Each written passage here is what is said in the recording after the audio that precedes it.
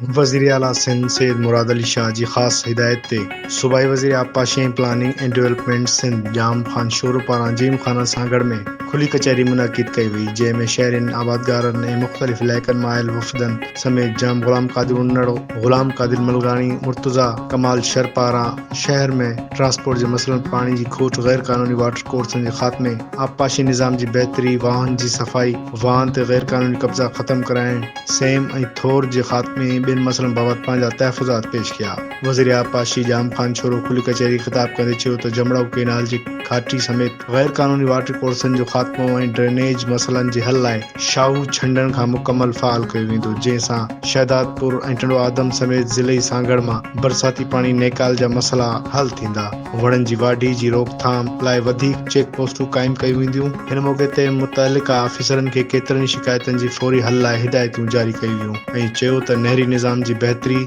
हुकूमत जी पहिरीं तरजीह आहे। हिन वधीक चयो त खुली कचहरी जो मक़सदु अवाम जी दादरसी ऐं इंतिज़ामी शफ़ाफ़ियत खे यकीनी बणाइणु आहे। सूबाई वज़ीर आबपाशी आबादकारनि जा मसइला हल करण लाइ डिप्टी कमिश्नर खे हिदायत कई त आबादकार बोर्ड सां गॾिजाणी करे इन्हनि खां तजवीज़ूं वठे त जीअं इन्हनि जी मर्ज़ी मुताबिक़ मसइलनि जो हल मुमकिन थी सघे। जाम खान छोरो चयो त सांगड़ में नहरी पाणी जी मुनसिफ़ाणी विरासत, ख़रीफ़ ऐं रबी मौसम जे शेड्यूल ते सख़्ती सां अमल दरामद, पाणी चोरी ख़िलाफ़ कार्रवायूं जारी रहंदियूं। मुबीन दर्स पारां सांगड़ शहर में पीअण जे पाणी जी खोट जे ख़ात्मे बाबति सवाल कयो वियो त आबादकारनि फसलनि जा मुनासिब अघ न मिलण समेत मुख़्तलिफ़ मसइला पेश कया, जंहिं मां कुझु मसइला सूबाई वज़ीर फौरी तौर ते हल करण जी ख़ातिरी कराई।